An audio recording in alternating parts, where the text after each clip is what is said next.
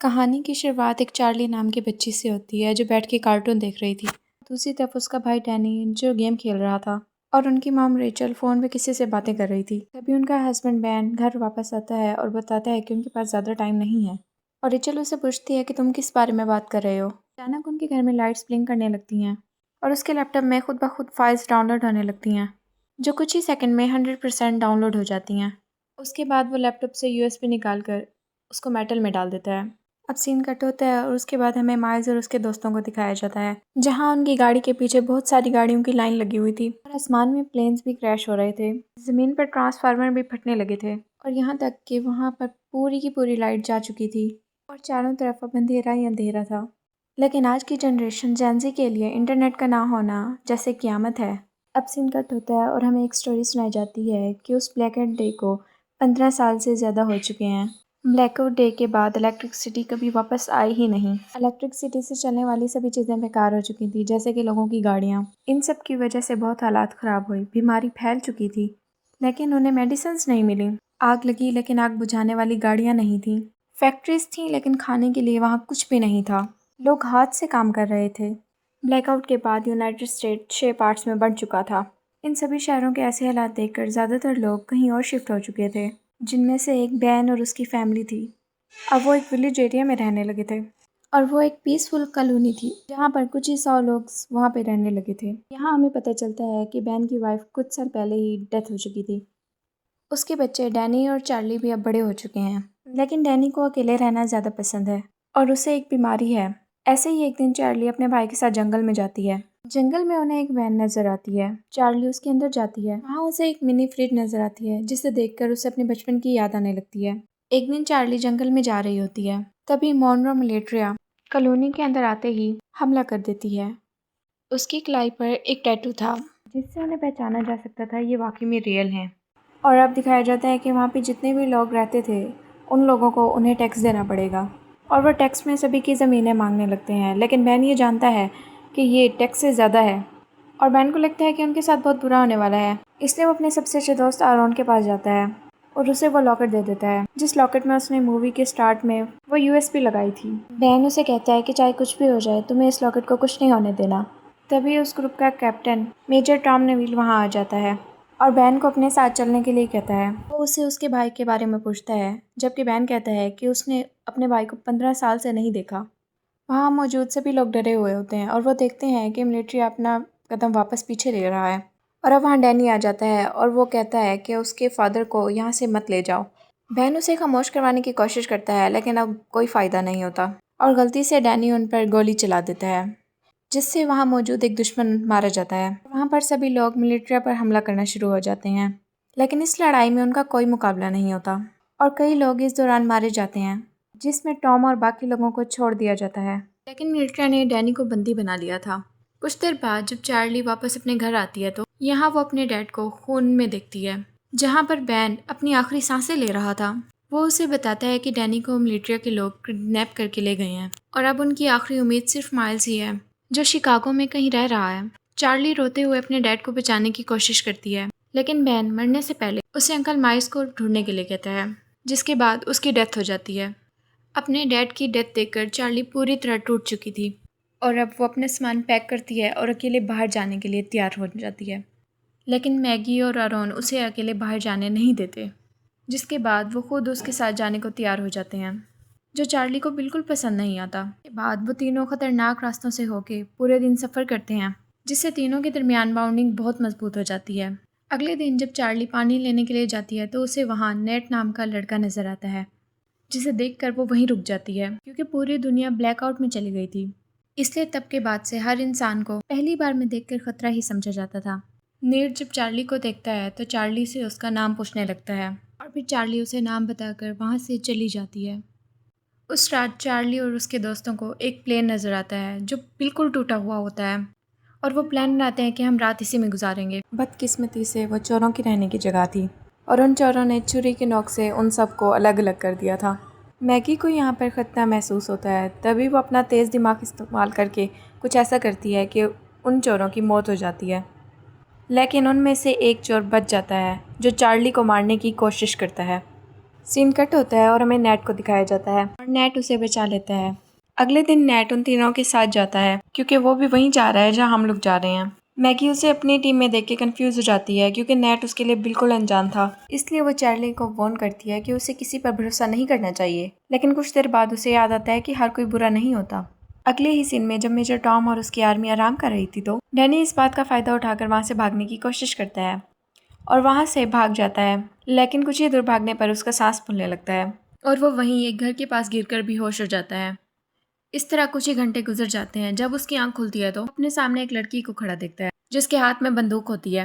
वो लड़की उसे अपना नाम ग्रेस बताते हुए पूछती है कि वो कहाँ से आया है, जिस पर डैनी बताता है कि कुछ लोगों ने उसे किडनैप कर लिया था जिनसे बचकर वो यहाँ आया है। ये सुनकर वो लड़की बंदूक नीचे कर लेती है, जिसके बाद वो उसे पम्प देती है कि वो सांस ले सके और वो बताती है कि ये उसके मरे हुए बेटे का है। इसके बाद सीन कट होता है और हम उन चारों को देखते हैं जो फाइनली शिकागो पहुंच जाते हैं। यहाँ देखने लायक बात है कि हर चीज़ कवर है और हर जगह पे मछुआरे ही मछुआरे हैं और गाड़ियों को घोड़े की बग्घी में बदल दिया गया है।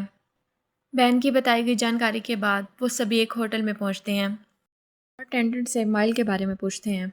पहले तो वो पार अटेंडेंट माइल्स के नाम को जानने से मना कर देता है, लेकिन जब चार्ली उसे अपने फादर बहन के बारे में बताती है कि हाल ही में उनकी डेथ हो चुकी है तो वो बताता है कि वो खुद ही माइल्स है। लेकिन वो उन सभी से अपनी पहचान को छुपाए रखने के लिए कहता है। देर बाद माइल्स अपनी भतीजी को अंदर ले जाता है और उसे अकेले में बात करता है, जहाँ चार्ली बताती है कि कैसे उसके फादर को मिलिट्री वालों ने मार दिया है और डैनी को किडनैप करके अपने साथ ले गए।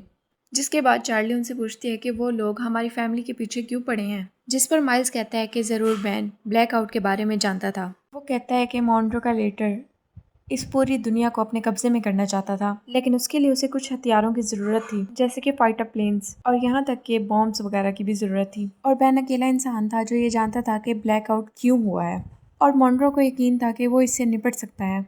ये सब कुछ सुनकर डैनी अपने भाई को लेकर बहुत ज़्यादा परेशान हो जाती है और अपने अंकल से कहती है कि आप मेरी पूरी तरह मदद करेंगे। लेकिन उसके अंकल साफ मना कर देते हैं कि मैं तुम्हारी मदद नहीं कर सकता, क्योंकि उसका मानना था ये काम बहुत रिस्की है और वो इस काम को करने के लायक बिल्कुल भी नहीं है। चार्ली अपने अंकल से नाराज़ होकर वापस अपने ग्रुप के पास चली जाती है। उसे परेशान देकर नेट उसके अंकल के पास लड़ने के लिए जाता है, लेकिन तभी माइल्स नेट का हाथ पकड़ लेता है, जहाँ पता चलता है कि नेट भी उन्हीं का ही साथी है और वह चार्ली और उसके दोस्तों के साथ मिलकर माइल तक पहुँचना चाहता था। ये जानकर हर कोई हैरान हो जाता है, लेकिन इससे पहले कि वो कुछ कर पाते नेट वहाँ से भाग जाता है। अब मिलिट्री को उनकी जगह मालूम होने के पता ही माइल्स वहाँ से नहीं जाता, क्योंकि उसका मानना था कि वह पूरी फौज से अकेला ही लड़ सकता है।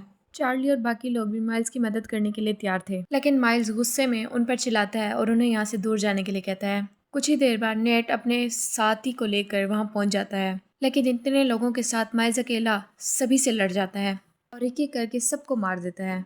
जिसके बाद हम देखते हैं कि वहाँ चार्ली और उसके दोस्त भी वापस आ जाते हैं और वो भी उन लोगों को मारने लगते हैं। इसी दौरान मिलिट्री का एक आदमी चार्ली को जान से मारने की कोशिश करता है, फिर अचानक नेट आकर उस आदमी को मार गिराता है। थोड़ी ही देर बाद माइल्स मिलिट्री के कैप्टन को जान से मार देता है और तभी लड़ाई ख़त्म हो जाती है।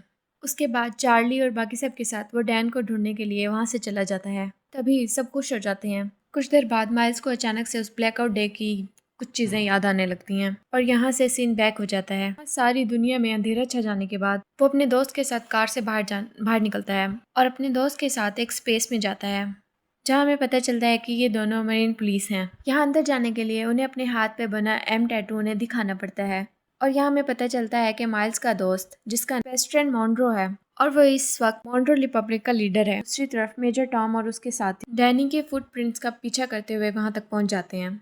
वहाँ डरी हुई ग्रेस डैनी को बचाने की कोशिश करती है, लेकिन जैसे ही टॉम उसे धमकी देता है कि वो उसे जान से मार देगा तो वो फौरन पीछे हटती है और टॉम उसके घर में घुसकर डैनी को पकड़ लेता है। उनके जाने के बाद ग्रेस चुपके से बेसमेंट में जाती है और वहाँ जाकर एक लॉकेट निकालती है जो बिल्कुल आरॉन के लॉकेट जैसा था।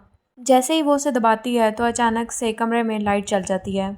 उसके बाद ग्रेस उस लॉकेट को कंप्यूटर में लगाती है, किसी से चैट करना शुरू कर देती है। दूसरी तरफ जो ग्रेट से चैट कर रहा था वो बहुत खुश था कि मिलिट्री को उनके प्लान के बारे में नहीं पता चला। यहाँ प्रेजेंट में माइल्स ग्रुप को अपने साथ ही रखता है, जो कि अब अपने एक पुराने साथी को ढूंढ रहा है जिसका नाम नूरा है, जो एक्सप्लोसिव्स बनाने में माहिर है। माइल्स चार्ली को बताता है कि अगर उसने डैनी को बचाना है तो उसे नूरा की हेल्प लेनी पड़ेगी। यहाँ टैवन में कुछ दुश्मन उन पर हमला कर देते हैं, लेकिन इस पर भी माइल्स सबको हरा देता है। तभी वो एक आदमी को पकड़ता है और उसका गला दबाते हुए नूरा की लोकेशन पूछता है। यहाँ हमें पता चलता है कि नूरा को भी मिलिट्री की टीम ने पकड़ रखा है और इस टाइम वो मिलिट्री में नौकर बनकर घूम रही है। उस रात माइल्स बाहर जाने का अकेले ही फैसला करता है, ये कहते हुए कि वहाँ जाना खतरे से खाली बिल्कुल भी नहीं है। जिसके बाद वो रेडी होकर वहाँ से जाने से पहले वो बाकी सबको कहीं और जाने के लिए कहता है और उन सबको एक जगह मिलने के लिए कहता है। हालांकि अगली सुबह जब मैगी और रॉन जागते हैं तो उन्हें पता चलता है कि जिद्दी चार्ली भी माइल्स के साथ चली गई है, जो चीज़ उन्हें बिल्कुल भी पसंद नहीं आती। अब उनके पास और कुछ भी नहीं था, इसलिए आरोन अब मैगी को लॉकेट देता है जो कि बैन ने उसे दिया था। वो ये भी बताता है कि बैन ने उसे एक लेडी से मिलने के लिए भी कहा था, जो और कोई नहीं बल्कि ग्रेस ही है। हालांकि दोनों अभी भी चार्ली को लेकर बहुत परेशान है, लेकिन उन्हें लगता है कि वो बिल्कुल ठीक हो जाएगी और इसके बदले वो ग्रेस को ढूंढने के लिए जाने लगते हैं। ये दोनों ग्रेस को ढूंढने के लिए चले जाते हैं, जहाँ इन्हें लगता है कि ग्रेस ही वो की हो सकती है जिसे ज़मीन पर इलेक्ट्रिक सिटी को वापस लाया जा सकता है। वहीं दूसरी तरफ जब मेजर टॉम अपनी सेना को लेकर जा रहा होता है तो अचानक एक गोली चलने की आवाज़ आती है। इस आवाज़ को सुनते ही वो लोग अपना रास्ता बदल लेते हैं और उस गन शॉट की आवाज़ का पीछा करते हैं, जिसका पीछा करते करते वो लोग एक छोटे से घर तक पहुंचते हैं, जहां उन्हें पता चलता है कि इस मोन्ट्रो रिपब्लिक में एक आम इंसान अपनी पर्सनल बंदूकें और कोला बारूद नहीं रख सकते। इस वजह से सभी लोग दूसरे हथियारों का इस्तेमाल करते हैं। इसी के चलते मेजर टॉम उस घर के बंदों को धमकी देता है कि उसके पास जितने भी हथियार हैं वो हमें दे दे। आदमी को लगता है कि वो हथियार देने के बाद भी मारा जाएगा, इसलिए वो अपने घर से एक बंदूक निकाल कर बाहर खड़े आदमी पर चला देता है और तभी मेजर टॉम भी उस आदमी पर गोली चला देता है। इन सब चीज़ों को देखने के बाद हम फिर डैनी को देखते हैं, जो बहुत ज़्यादा डरा हुआ होता है। अगले ही सीन में हमें मिलिट्री के अड्डे पर किसी से मिलवाया जाता है जिसका हाथ इन सभी बुरी चीज़ों में है। मोन्ट्रो वहाँ मौजूद एक इंसान से अपने हथियारों के बारे में पूछता है, लेकिन जब वो डरा हुआ आदमी उसका कोई जवाब नहीं देता तो वो उसे बेरहमी से जान से मार देता है। जिसके बाद वो दूसरे रूम में अपने दूसरे वर्कर के पास जाता है, जहाँ हमें पता चलता है कि ये बेन की वाइफ रेचल है, जिसे हम मरा हुआ मानते थे। यहाँ मोन्ट्रो रेचल को बताता है कि बेन मर चुका है और ये सुनकर रेचल बहुत ज़्यादा परेशान हो जाती है। इस दौरान चार्ली पूरे जंगल में घूमती हुई आखिरकार अपने अंकल को ढूंढ लेती है, जहाँ माइल्स उससे गुस्सा था क्योंकि उसने उसकी बात नहीं सुनी थी। लेकिन जब चार्ली बताती है कि उसके भाई को अस्थमा का दौरा पड़ता है तो वो खामोश हो जाता है। कुछ देर बाद उन्हें बहुत ज़्यादा मजदूर दिखते हैं जो हाथों से एक हेलीकॉप्टर को खींच के ले जा रहे थे। यहाँ पता चलता है कि मोन्ट्रो को यकीन है कि एक दिन इलेक्ट्रिक सिटी ज़रूर आएगी और उस दिन के लिए वो खुद को तैयार करने के लिए अभी से शुरू कर देता है। सभी मजदूरों में माइल्स नूरा को देखता है और चार्ली से कहता है कि उसे इतने सारे लोगों में से बचाना मुश्किल होगा क्योंकि यहाँ काफ़ी गार्ड्स के पास पिस्टल्स वगैरह भी हैं। लेकिन माइल्स अपने दोस्त को हर हालत में बचाना चाहता है। वो नूरा को बचाने का प्लान बनाते हुए रात होने का इंतज़ार करते हैं। जैसे ही रात होती है चार्ली आवाज़ करके उन सबको किसी और तरफ मुतवज्जा करती है। वो गार्ड्स सब वहाँ चले जाते हैं और तभी वो नूरा को बचाकर वहाँ से ले जाते हैं। लेकिन इस बात से नूरा बहुत ज़्यादा नाराज़ हो जाती है क्योंकि वो खुद जानबूझकर वहाँ कैदी बनी हुई थी, क्योंकि उसे उनकी राइफल चुरानी थी कि वो जानती थी कि उनके पास ऐसे हथियार हैं जो आमतौर पर मिलना बहुत मुश्किल है। कुछ देर बाद माइल्स नूरा से कहते हैं कि उसे अपनी भतीजी को बचाने के लिए उससे उसकी मदद चाहिए, जिसके लिए नूरा फ़ौरन मान जाती है। लेकिन इसके बदले वो राइफल चुराने के लिए उसकी हेल्प मांगती है। माइल्स को ये बहुत मुश्किल लगता है, लेकिन इस टाइम नूरा की बात मानने के अलावा उसके पास और कोई रास्ता नहीं था। थोड़ी देर बाद वो पास की एक झोंपड़ी में चले जाते हैं, जहां वो तीनों डैनी को बचाने की प्लानिंग करते हैं। बारूद का यूज़ करके नूरा एक टेम्परेरी हथियार बनाती है जिसका इस्तेमाल वो उन सबको मारने के लिए करेंगे। लेकिन एक मसला ये है कि इस हथियार का असर कुछ ही मीटर तक रहेगा, जिसका मतलब अगर उनमें से किसी एक को गार्ड तक जाना होगा, जब वो गार्ड तक जाएंगे तभी वो उनको मार सकेंगे। प्लान करते हैं कि माइल्स और नूरा आसानी से उनकी पकड़ में आ जाएंगे, लेकिन चार्ली उनका आखिरी ऑप्शन होगा। यहाँ से जाने से पहले माइल्स उनसे कहता है कि वो सभी गार्ड्स मर जाएंगे तो वो सभी उन सब लोगों को निकाल लेंगे। कुछ ही देर बाद चार्ली उनसे हथियारों को अपने स्लीव्स में छुपा लेती है और खोया हुआ इंसान का नाटक करते हुए वहाँ पहुँच जाती है, जिसके बाद वो हथियार लेके गार्ड्स तक पहुंच जाती है, फौरन उन्हें मार देती है। इससे पहले कि वहाँ बाकी गार्ड्स कुछ कर पाते हैं, वहाँ नूरा और वो आ जाते हैं। इस लड़ाई के बाद जब वो लोग सभी मजदूरों को आज़ाद कर देते हैं तो नूरा ये रिवील करती है कि उसने अपने रेवल के लिए स्नाइपर को चोरी किया था। वहाँ ग्रेट पार्क में जब ग्रेस अपने कंप्यूटर पर कुछ टाइप कर रही होती है तो एक आदमी उसके घर में घुस जाता है और ग्रेग देखती है कि उस आदमी के पास भी सेम वही लॉकेट था कि ट्रेजर स्टिक एनर्जी छोड़ रहा था। दूसरी तरफ माइल्स नूरा को किसी चीज़ के छोड़ने को रोक रहा था,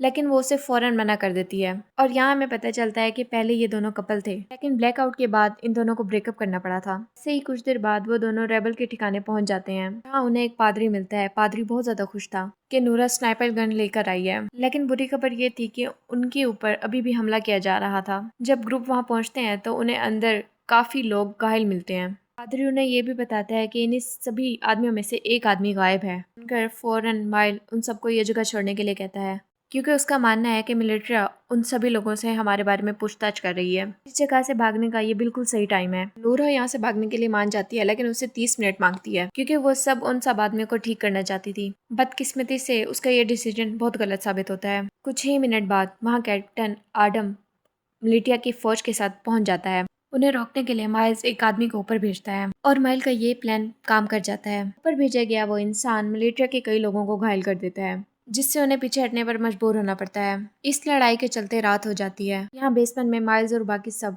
दीवार के अंदर सुराख कर देते हैं कि एक तरफ से दूसरी तरफ जा सके, लेकिन उनका ये प्लान पूरी तरह से फेल हो जाता है, क्योंकि दीवार में सुरंग खोदने की वजह से दीवार गिरने लगती है और माइल्स उस गड्ढे में गिर जाता है, जिससे उनकी पूरी मेहनत खराब हो जाती है। ठीक इसके बाद पता चलता है कि वो छत पे बैठे हुए इंसान की मौत हो चुकी है। जिसके बाद कैप्टन एडम और उसके साथी बेसमेंट में घुस जाते हैं और माइल्स जो बहुत बड़ा तलवारबाज है उन सबको मार देता है और एडम को बंदी बना लेता है। फिर वो उसे दूसरे रूम में बंद कर देता है और यहाँ से भागने के तरीके सोचने लगता है। यहाँ हैरानी की बात यह होता है कि एडम माइल्स को पहचान लेता है, जिससे कमरे में सभी लोग हैरान रह जाते हैं। ये देखकर चार्ली उनसे पूछती है कि तुम दोनों एक दूसरे को कैसे जानते हो। यहाँ कहानी अब एक अलग मोड़ लेती है।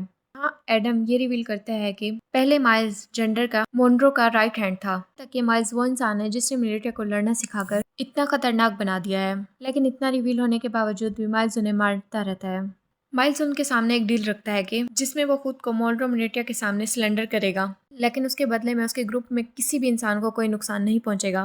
किसी वजह से ये एडम ये डील एक्सेप्ट कर लेता है।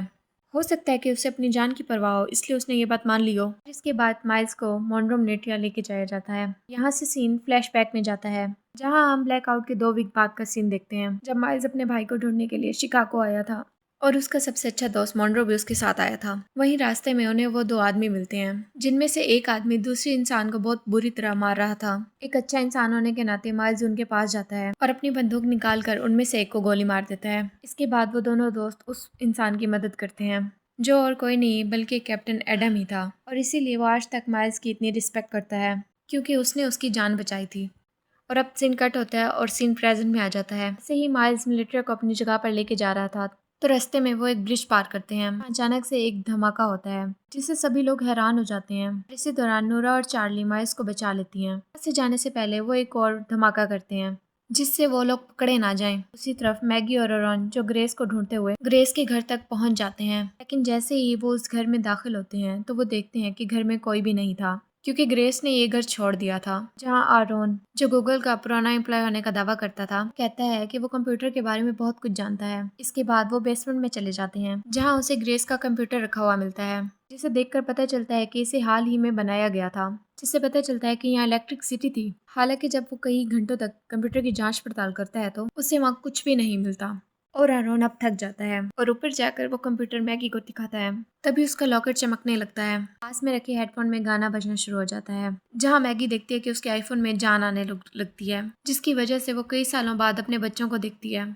अगर आपको हमारी वीडियो पसंद आई हो तो हमारे चैनल को सब्सक्राइब करें और बेल आइकन को दबाना ना भूलें, ताकि आने वाली हर वीडियो आप तक पहुंच सके। मिलते हैं नेक्स्ट वीडियो में। अल्लाह हाफिज़।